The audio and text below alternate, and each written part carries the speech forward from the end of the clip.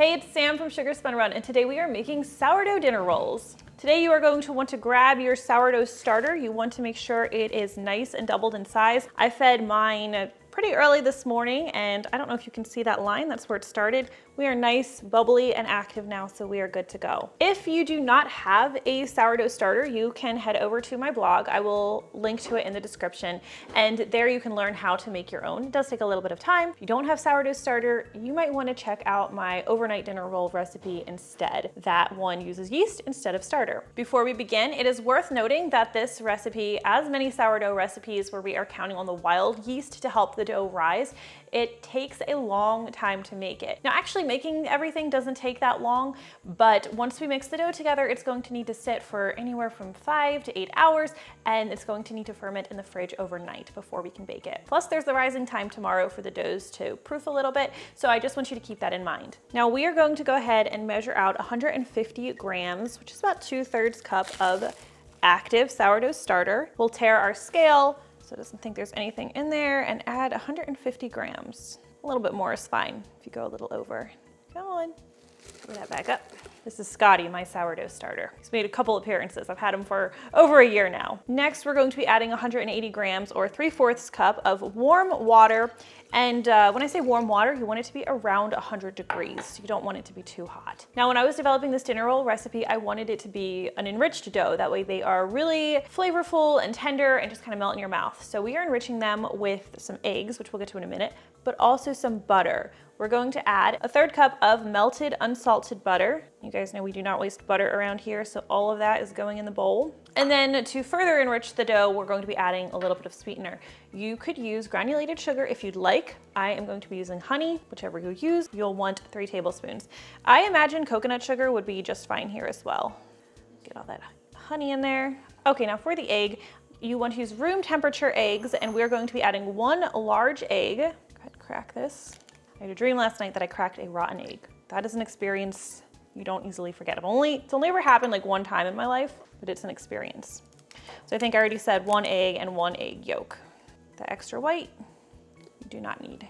Now, of course, we need some salt. We're going to be adding 1 1/4 teaspoons of table salt, and we'll just sprinkle that over top. It is totally fine to add the salt here. You don't have to add it later on. And here I have measured out 3 2/3 cups or 450 grams of all-purpose flour. No, bread flour, but you could use all-purpose flour. I prefer bread flour with this recipe because it's just going to give you a chewier roll. Bread flour just works better here, but all-purpose would be fine in a pinch. I'm only going to add about 2 cups right now, just 250 grams. So since I have the scale, I'm going to use it, but you can eyeball it at this point. About 250 grams. Done with the scale for now. And we are just going to mix everything together until we have a nice, cohesive, uniform dough.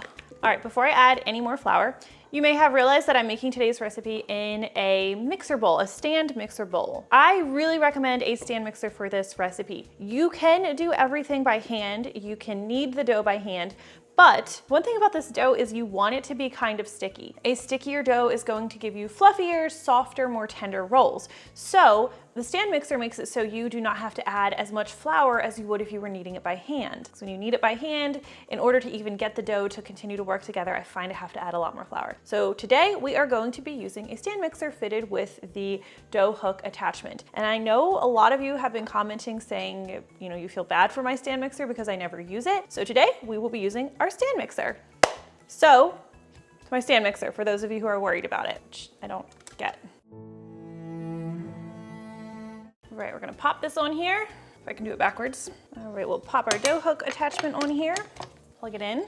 Let's go ahead and stir it, start stirring things. And I am going to gradually add the remaining flour as needed until I have a dough that is smooth and elastic and clinging to itself. If you find you need to use more flour, you can, but in this situation, less is better so long as you can still handle the dough. All right, let's go ahead and add some flour because I already know we're gonna need some. A little bit more flour. I find I usually do need to use the whole 3 2/3 cups, by the way. So brief pause. I just want to show you this dough is definitely too soft. I'm going to add the rest of my flour right now, maybe a little more if I need to, and we'll keep on mixing. All right, let's talk about the texture we're looking for. This dough is still really sticky, but it's approaching the texture that I want. So this is why I tell you, you should really use the stand mixer, because if we're doing this on the counter and eating it, you're gonna have to add a lot more flour. But if we poke the dough, it's not really sticking to our fingers, maybe a little bit, but we're able to pull our finger away without pulling all the dough with it. It's clinging to itself. It's pulling away from the sides of the bowl, a little bit sticking on the bottom, but it's clinging to itself. So I do not want to add any more flour, because doing so will make the rolls more dense and more dry. We're not done yet. We have the texture we want, the consistency we're looking for. So we are going to continue to knead this for about another 5 to 10 minutes. When the dough is ready, it will look smooth and elastic. And of course, I'll show you how that looks. And I am stirring it on a medium speed here, medium-low speed, I should say. My stand mixer, I'm gonna put it on 4. Okay, we've been mixing for about, I'd say 8 or 9 minutes here, and I'm pretty happy with how this is looking. You can see it's still soft, but it looks a lot more smooth and elastic than it did when we first started kneading the dough. And like I said, this is really just better done with a stand mixer. I wouldn't use an electric hand mixer to do it, because you'll just burn out the motor. You could mix it in a bowl with a wooden spoon if you have really, really strong arms, but this is really ideal for a stand mixer. So let me pop this off. And I have a large mixing bowl here. I'm going to transfer the dough to this bowl. I'm just going to lightly oil it first. That way, when it's time to remove it from the bowl, it comes out nice and easily. And we will drop this dough right in there. All right, let's cover this up. And now here's the part where you need some patience, because this is going to need to sit until it's about doubled in size. Now remember, we are using wild yeast here. We're using the yeast from our active sourdough in order to get these rolls to rise. This happens much more slowly than it would if we were to use conventional yeast, or active dry or instant yeast. But it's worth the wait, at least in my opinion. This is going to sit on my counter in a warm, draft-free place, and it's going to sit for, I'm gonna say it usually takes about 5 to 8 hours, depending on the temperature of the kitchen, for it to nearly double. So I do have some dough that I prepared yesterday. Here it is. I'm putting it in the fridge this was after 7 hours. And there it's going to rest overnight, where it's going to ferment. All right, the next day, we're going to take our dough out of the fridge, and you don't need to let it rest before you begin working with it. We are going to just lightly flour our surface, and we're going to turn our dough right out onto this surface. So one thing you're probably going to notice is this is really going to be a cold, dense dough right now. It's not gonna feel like it did yesterday, but this is good. We want it to be cold and we want it to be dense, because this is going to be the easiest point to work with it. If you wait any longer, it's going to be really sticky and difficult to work with. So for today's recipe, you can make 15 or 20 rolls, your choice. And I'm going to make 15 because I like them to be a little bit bigger. Break this into 15 pieces, and in order to make sure they're equal in size, I'm just going to weigh the dough on my scale real quickly. 966, and then I'm gonna divide that by 15. That's 64 grams per roll, and that'll give me nice even rolls. So let's go ahead and start breaking off pieces. Aha, 64, perfect. I hope we got that on camera. First try. So anyway, I'll break this into 15 pieces. We won't be so lucky next time. Okay, so we're going to bake this in a 13 by 9 baking dish. I like to use a glass or ceramic dish. If you're using a metal dish, that's fine, but note that your cooking time is going to be less than what I am about to tell you. I have lightly greased this with a little bit of butter. A little bit of oil would be fine as well. And I'm going to form each of these into a nice round ball, and then I'll roll it a little bit because I like to create a little bit of surface tension. Get them nice and round. So cute. So these are good no matter what you pair them with. I think they're a great side for like a Thanksgiving or a holiday dinner, but they're just great to have any time of the week as well. I really, really love serving them with some honey butter, and they're a necessary staple side dish when I make my pot roast. You can do whatever you want to form them into a ball. I just like to roll them up and then form them into a nice little ball. Okay, let's drop our last dinner roll in here. And you can see there's a fair bit of space between them right now. That's going to close up as they rest. So I'm going to cover these up with some plastic wrap. And now we wait again.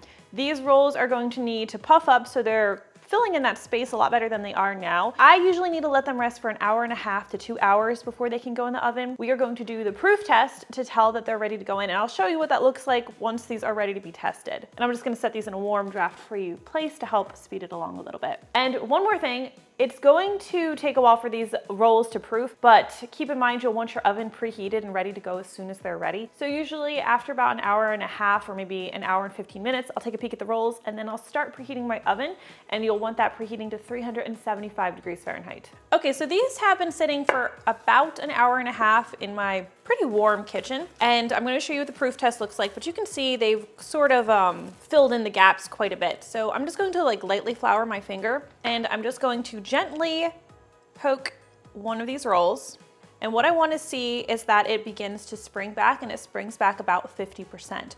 So if I poke it and it doesn't spring back at all, that's a good sign that the rolls are overproofed, which is unfortunate, but I would still bake them anyway. But if it springs back completely, that's a good sign that that is an indicator that they need more time to sit.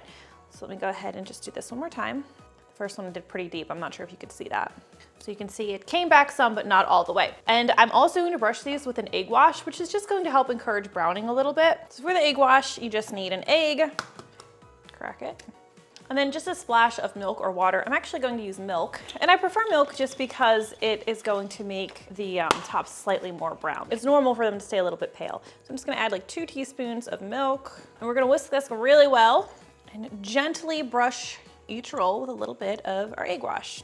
All right, we'll take these over to the center rack of our 375 degree Fahrenheit preheated oven. These are going to need to bake for about 25 to 30 minutes. If you made 20 rolls instead of 15, I would check them a little bit sooner. Personally, I like to use an instant read thermometer to check, and I want the temperature to be between 185 and 190 degrees to know that they're done. You don't want to overbake them, because if you do, they are going to be dry and dense, and that is disappointing. We'll let them cool a bit, of course, because we don't want to burn ourselves, but these are amazing, served warm with honey butter. Of course, I'm going to take one out right now. Got a couple minutes to cool. And that is how you make these sourdough dinner rolls. Thank you so much for watching. Let's take a look.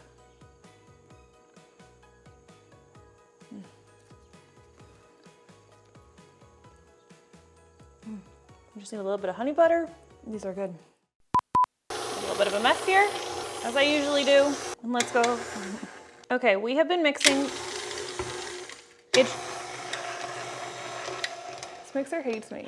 This is what I get for, you know? My food mixer's like, I would never do that to you.